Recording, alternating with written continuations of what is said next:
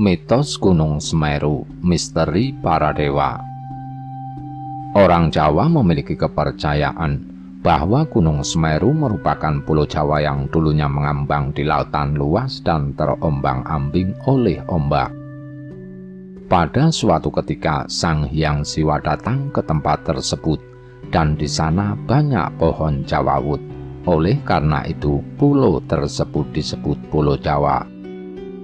Karena pulau tersebut terombang-ambing, para dewa memutuskan untuk memaku pulau tersebut dengan memindahkan Gunung Meru di India ke atas Pulau Jawa. Saat memindahkannya, Dewa Wisnu menjelma sebagai kura-kura raksasa untuk menggendong gunung, dan Dewa Brahma menjelma sebagai ular panjang untuk membelitkan tubuhnya ke gunung supaya bisa diangkat. Dewa-dewa tersebut meletakkan gunung itu di atas bagian pertama pulau yang mereka temui, yaitu di bagian barat Pulau Jawa. Tetapi berat gunung itu mengakibatkan ujung pulau bagian timur terangkat ke atas. Kemudian mereka memindahkannya ke bagian timur pulau, tetapi masih tetap miring, sehingga mereka memutuskan untuk memotong sebagian dari gunung itu dan menempatkannya di bagian barat laut. Penggalan ini membentuk Gunung Pawitra, yang sekarang dikenal dengan nama Gunung Pananggungan, dan bagian utama dari Gunung Meru, tempat bersemayam Dewa Siwa, sekarang dikenal dengan nama Gunung Semeru. Lingkungan geografis Pulau Jawa dan Bali memang cocok dengan lambang-lambang agama dahulu. Dalam agama Hindu ada kepercayaan tentang Gunung Meru. Gunung Meru dianggap sebagai rumah para dewa-dewa dan sebagai sarana penghubung di antara bumi atau manusia dan kahyangan. Kalau manusia ingin mendengar suara dewa, mereka harus semedi di puncak Gunung Meru. Banyak masyarakat Jawa dan Bali sampai sekarang masih menganggap gunung sebagai tempat kediaman dewa-dewa atau roh suci. Selanjutnya, daerah bergunung-gunung masih dipakai oleh manusia Jawa sebagai tempat semedi untuk mendengar suara gaib. Menurut orang Bali, Gunung Mahameru dipercayai sebagai Bapak Gunung Agung di Bali dan dihormati oleh masyarakat Bali. Upacara sesaji kepada para dewa-dewa Gunung Mahameru dilakukan oleh orang Bali. Betapapun upacara tersebut hanya dilakukan setiap 8-12 tahun sekali, hanya pada waktu orang menerima suara gaib dari Dewa Gunung Mahameru. Selain upacara sesaji itu, orang Bali sering datang ke daerah Gua Widodaren untuk mendapat tirta suci.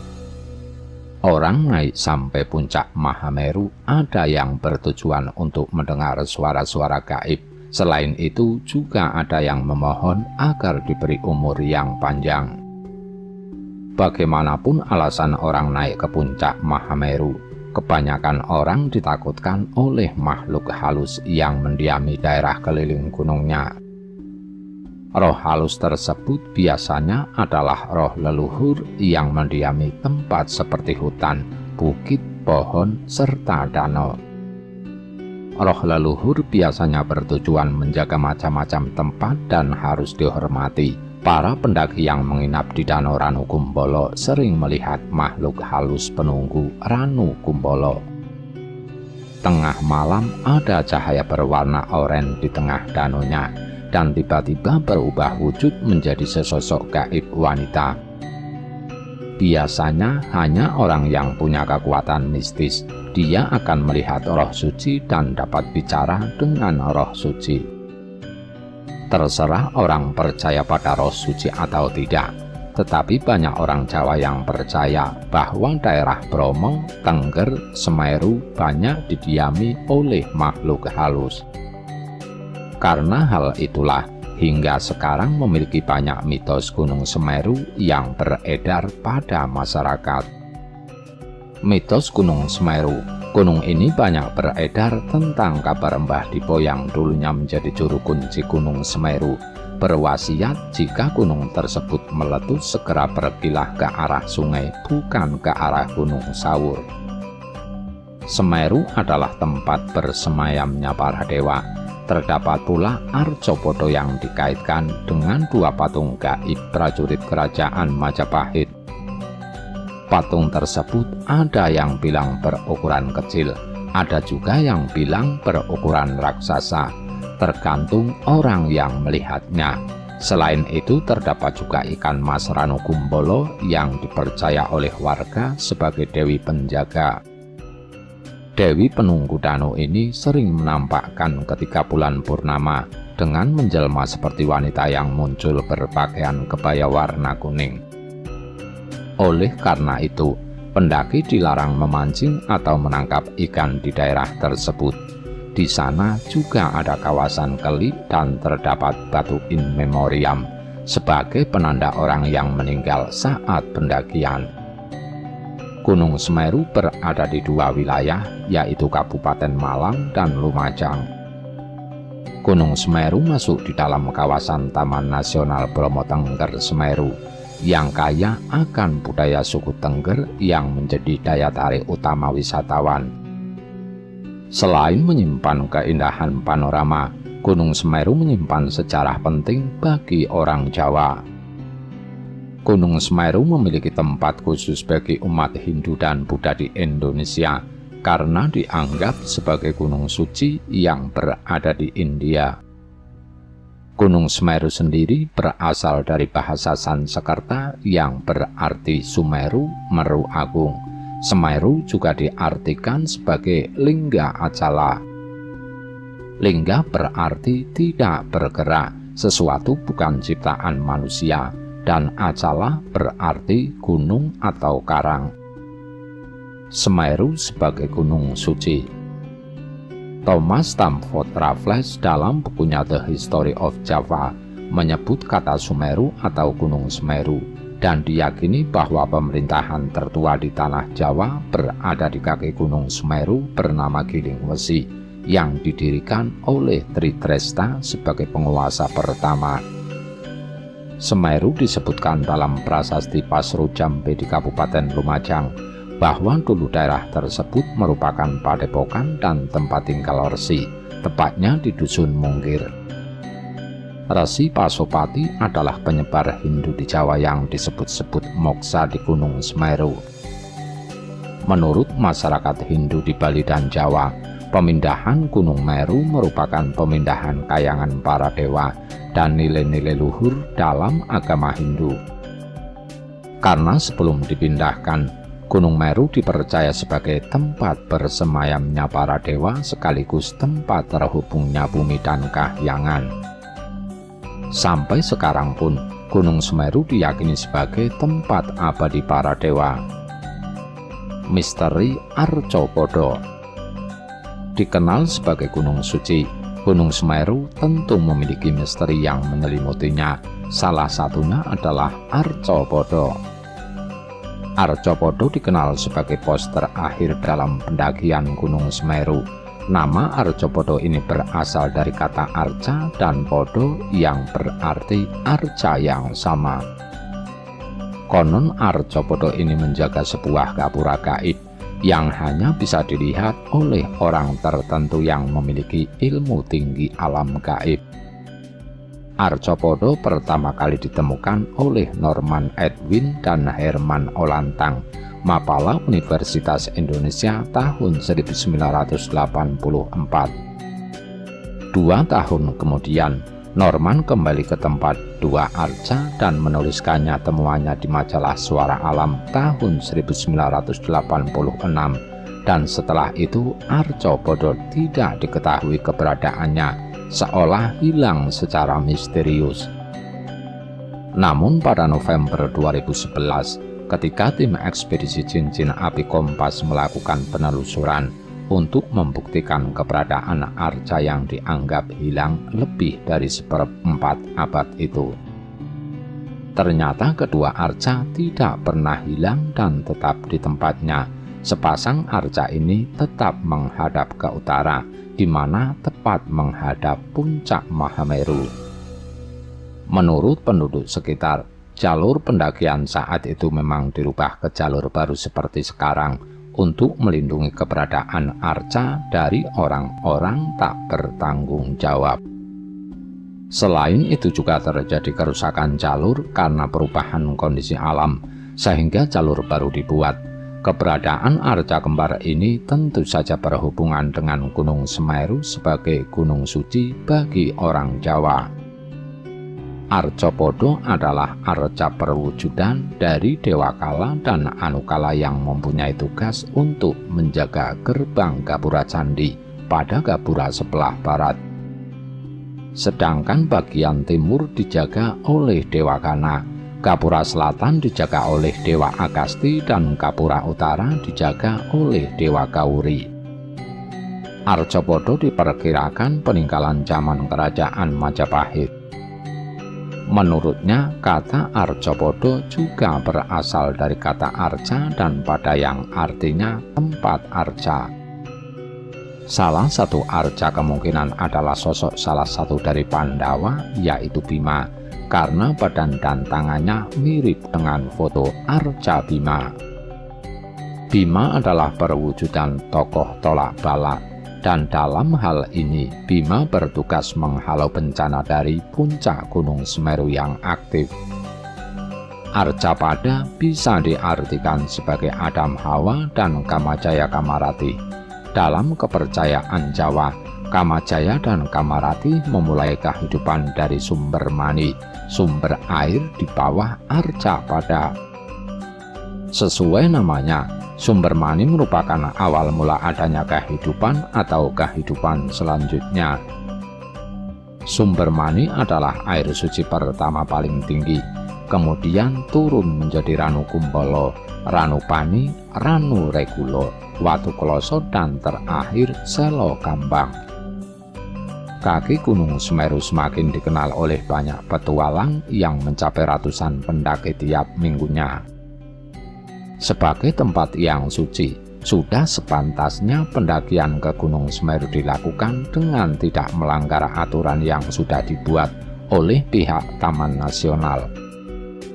Selain itu, menjaga sikap dan perilaku di gunung ini ataupun gunung yang lain juga harus dilakukan. Cerita tanjakan cinta yang melegenda. Tidak jauh dari Danau Ranu Kumbolo, ada sebuah tanjakan yang sangat populer sekali. Kawasan ini bernama Tanjakan Cinta. Tanjakan ini akan dilalui oleh para pendaki setelah beristirahat di danau tersebut. Meskipun tidak terjal, tanjakannya tergolong sangat panjang sekali. Nah, disinilah ada mitos yang masih cukup kuat diyakini oleh pendaki. Mitos tersebut yaitu, jika pendaki berhasil melewatinya tanpa beristirahat, maka permohonan cintanya akan menjadi kenyataan. Dari mitos dan legenda itulah kenapa tempat ini dinamakan Tanjakan Cinta. Cerita seram di kawasan Keli. Di Gunung Semeru ada tempat yang syarat dengan cerita seram, yaitu Kelik. Di tempat ini kamu akan melihat ada beberapa batu in memoriam. Batu tersebut menandakan bahwa pernah ada orang yang meninggal di sana. Salah satu batu in memoriam paling populer yaitu milik Suhokwi. Di tempat ini kerap kali terjadi hal yang menyeramkan. Salah satu yang sering terjadi adalah kesurupan yang dialami oleh beberapa pendaki. Katanya para pendaki tersebut dirasuki oleh roh halus. Di atas Semeru terdapat sebuah danau bernama Ranu Kumbolo. Di tempat ini konon sering ada penampakan wanita. Wanita tersebut terlihat memakai kebaya kuning. Menurut legenda masyarakat, konon dia adalah seorang dewi. Datangnya sosok wanita berkebaya kuning ini akan ditandai dengan munculnya asap. Tanda lainnya yaitu muncul ketika bulan purnama.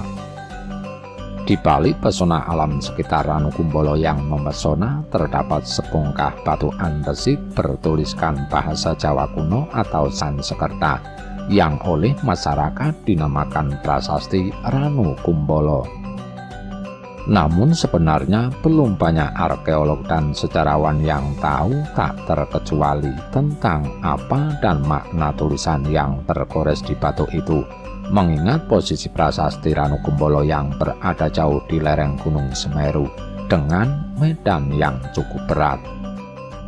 Kondisi prasasti Ranukumbolo dalam keadaan tertutup lumut, sehingga goresan huruf Jawa kuno yang kabarnya berbunyi Ling Devapu Kameswara Tirta Yatra kurang terlihat dengan jelas. Menurut beberapa sumber, kalimat berbahasa Jawa kuno tadi bermakna perjalanan spiritual yang dilakukan Kameswara dalam mencari air suci. Coba kita kupas kata demi kata kalimat Ling Devapu Kameswara Tirta Yatra ini. Menurut sebagian arkeolog, kata Kameswara merujuk pada nama raja kerajaan Kadiri yang bergelar Sri Maharaja Sri Kameswara Triwikramawatara Ani Wariwirya Anindita Dikjaya Utunggadewa. Sri Kameswara adalah raja ketujuh dari kerajaan Kediri. Hal ini tercantum dalam Prasasti Ceker tahun 1182 Masehi serta Prasasti Kakawin Samaradahana. Masa pemerintahan Raja Sri Kameswara sekitar tahun 1180 Masehi sampai 1190 Masehi. Sedangkan Tirta Yatra berasal dari dua kata, yakni tirta yang berarti air suci dan yatra bermakna perjalanan spiritual. Jadi tirta yatra berarti perjalanan spiritual mencari air suci. Air suci yang dimaksud adalah air Ranukumbolo secara keseluruhan. Gunung Semeru dipercaya sebagai gunung suci di mana pada puncaknya yang disebut Mahameru itu merupakan tempat bersemayam para dewa. Gunung Semeru kesuciannya disamakan dengan Gunung Himalaya di India.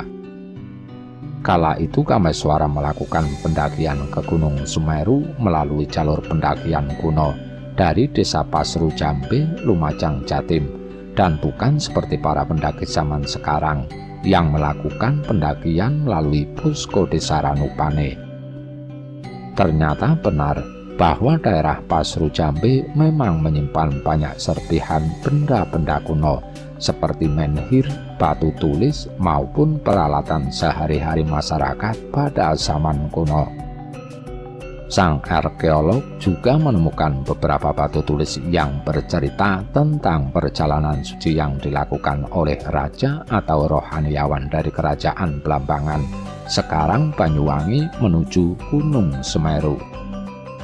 Di salah satu permukaan batu prasasti itu tertulis Rabut Macan Petak. Ini merupakan nama kerajaan Macan Putih yang berada di Banyuwangi saat ini. Kala itu Kabupaten Lumajang sudah berkembang menjadi area tujuan tirta yatra. Tentu saja apa yang dilakukan Kameswara bukan sekedar pendakian biasa, namun perjalanan spiritual mendekatkan diri atau samadhi tapa brata kepada Sang Hyang Widi. Boleh jadi tujuan utama beliau sebenarnya ke puncak Mahameru yang diyakini sebagai tempat bersemayam para dewa, namun singgah sejenak di Ranukumbolo untuk melakukan berbagai ritual tertentu, sekaligus mencari air suci serta menggoreskan jejak perjalanan spiritualnya pada sebongkah batu andesit yang kemudian kita kenal dengan nama prasasti Ranukumbolo itu. Selain Ranukumbolo, bagian lain dari Semeru yakni Arcapada diperkirakan dulunya pernah menjadi tempat singgah Kameswara sebelum melakukan perjalanan suci menuju puncak Mahameru. Itu terlihat dari bukti ditemukannya pepunden berundak dan beberapa arca sebagai sarana memohon keselamatan dari Sang Hyang Widi. Belum begitu jelas apakah prasasti dibuat dengan tangannya sendiri atau orang lain yang menjadi pengikutnya saat beliau melakukan ritual tirta yatra tersebut.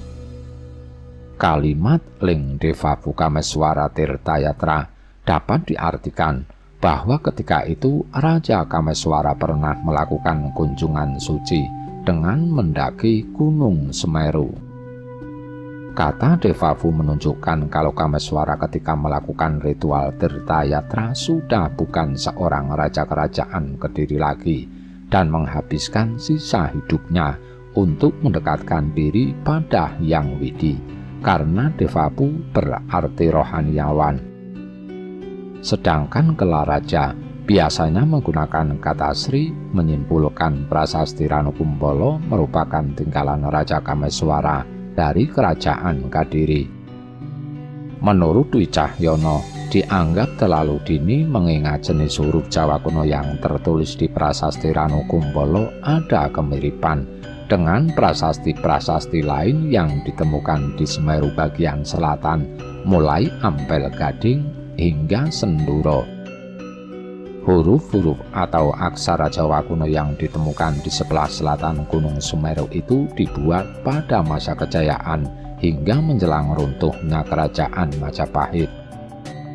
Perjalanan spiritual di masa kerajaan Majapahit juga seringkali dilakukan para rohaniawan atau raja. Sebagai contoh, Raja Hayam Wuruk melakukan ritual Tirtayatra di wilayah kekuasaannya.